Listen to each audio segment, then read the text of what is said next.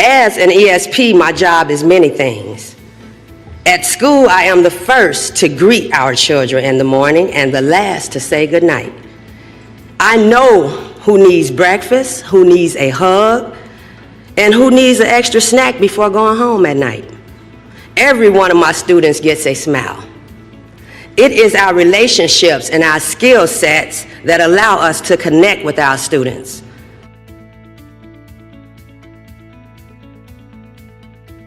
In the classroom, I know how to get a group reading project going, how to get my classroom teacher out of a jam, and how to keep a student who may be elevating from being suspended by intervening early and de-escalating a potentially volatile situation.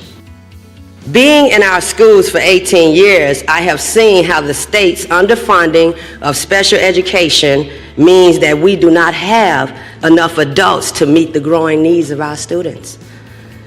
I know our children can succeed. I have seen it myself. But I also know that we don't have enough frontline support to lift up every child.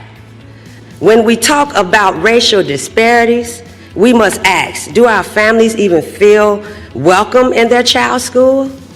How can we create the necessary partnership between home and family? Without ESPs, we cannot. If you still doubt the impact of the work that I do, ask my classroom teacher who had to go a day without me in the classroom. When I returned back, I asked, how did things go yesterday? And she responded, it was extremely a difficult day, Katina, without you.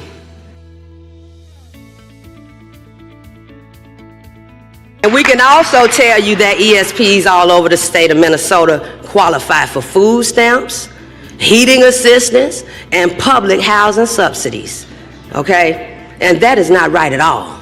Can I get an amen on that one? That is not right.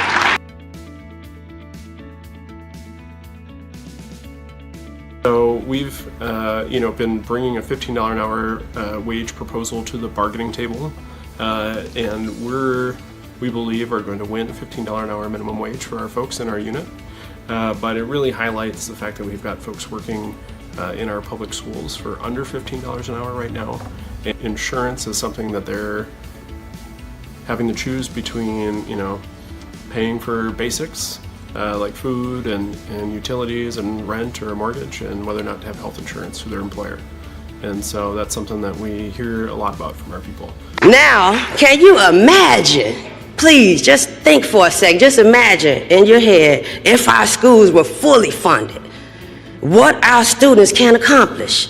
Can you imagine if we were paid a fair wage and didn't have to hold down 2 and 3 jobs just to pay our bills? How our lives would improve. This is possible. It's possible.